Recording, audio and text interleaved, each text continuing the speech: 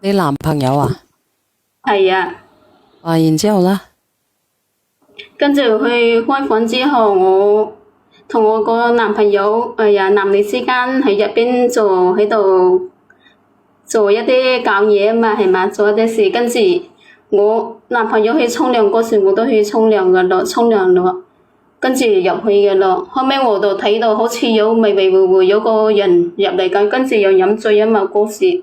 跟住有個人好似開門入嚟咁樣，後尾我冇出聲，後尾跟住我唔知係唔係好似又係咁樣，本身當時嘅情景係咁樣。後尾我男朋友沖咗涼出嚟啦，沖咗嚟出嚟唔到嗰時，同我男朋友喺度。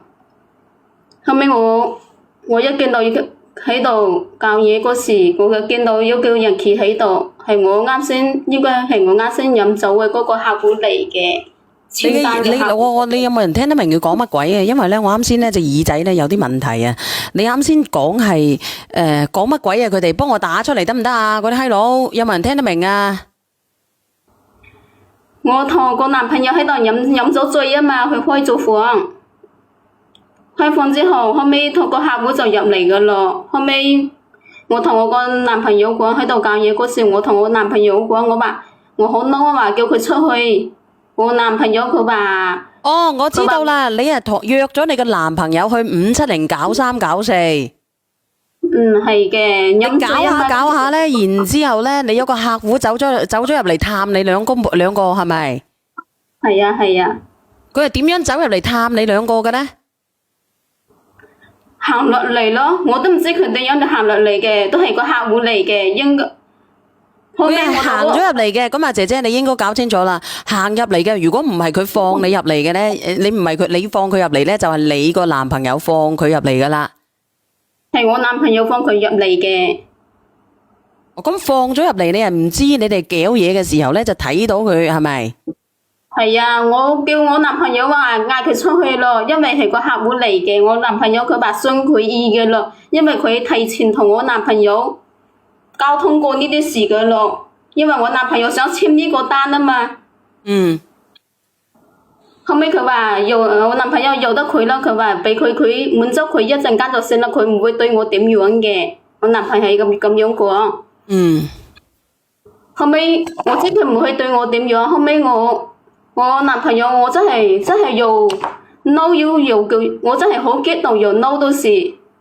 又嬲又驚，我話叫佢出去。為咗我男朋友呢單生意嘅話，我話我男朋友喺度翳咗我好耐嘅咯。佢話為咗呢單生意叫我忍下，其實佢又冇對我點樣，滿足佢一陣間就算嘅。即係佢想睇睇你兩個搞嘢係咪？係啊係啊。你聽唔聽得到啊？語無倫次有冇人聽得明佢講嘢啊？即係佢放咗入嚟，佢係想睇住你搞嘢。係。然之後咧就叫你兩公婆咧就俾佢搞嘢，睇佢搞嘢係咪？係啊，佢又中意咁樣睇嘅。明白。後尾我男朋友佢話要俾佢睇嘅咯，因為我男朋友之前應該係同佢有傾過呢啲事嘅咯，因為係簽咗個單嚟嘅。聽得明啊，妹妹。好嘅。咁然之後點啊？跟住接落嚟嘅仲奇怪喎，我仲要我用口嚟幫個客戶係咁樣做先得喎。我男朋友叫我係咁樣幫佢，話呢啲好啦，呢個一筆帶過啦吓，用某口就得啦吓，你講。用某口嚟夾，有冇夾親佢？有。有。有你都發威嘅。我男朋友佢話要我俾10萬蚊我真係好缺錢。即係點？本身依家佢話佢話簽咗呢單單落嚟之後俾10萬蚊我男朋友係咁樣應承我嘅。咁然之後咧，你就幫佢夾，攞隻個嘴嚟夾。係啊。咁你而家有咩問題啊？咁你自己自願噶喎，而家。我依家就係身體又唔舒服咯，本身又有咗我男朋友嘅咯，後尾個單簽咗落嚟啦。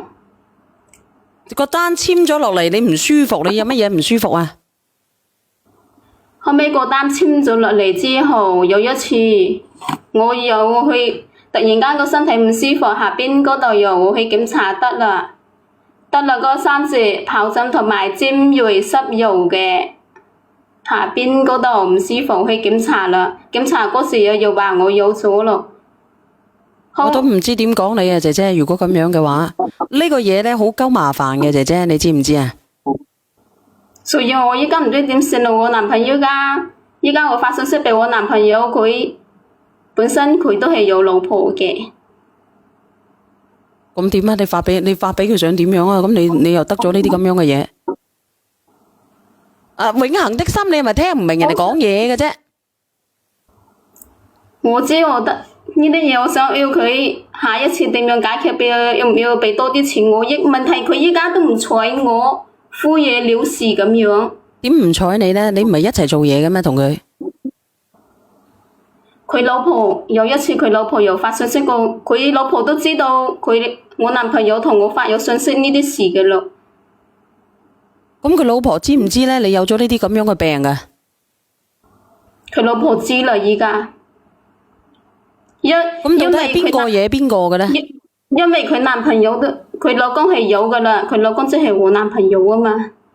佢老公有嘅，咁到底你覺得係佢老公係惹咗俾你嘅？係啊，佢老公係惹咗俾我嘅，都係我男朋友傳染俾我嘅。本身我同我個男朋友係咁樣搞埋一齊嘅話，後尾又有咗，我就同我男朋友傾啊嘛，我話發生咁樣嘅事啊，我男朋友就話叫我打咗個 BB 俾2萬蚊我。咁你制唔制啊？我唔制2萬蚊，我話太少啦。之前應承我嘅10萬蚊仲未俾得到，仲未俾我。後尾有咗之後有咗2萬蚊俾我，我話我唔制。後尾我唔制之後，後尾佢老婆知啊嘛，佢老婆知咧又過嚟打我。咁你真係慘啊，姐姐。所以話我依家都唔知點算咯，我都唔知點講出嚟先好咯，我都唔敢同啲人講。加上佢老婆依家又到處唱黑我。咁佢冇唱黑你講嘅事實嘅，姐姐你知唔知啊？佢唱講嘅係事實啊。佢問題係話我傳染俾佢老公嘅，其實係佢老公傳染俾我嘅。依家加上我依家我老公又有呢啲病咯。你老公都得埋呢啲病啊？係啊，所以話就係佢男朋友傳染俾我噶啦，之前我老公都冇嘅，後尾我老公又過嚟，依家我同我老公叫我走咗啦，淨身出戶啦，依家叫我。咁你覺得你自己係咪自作自受啊？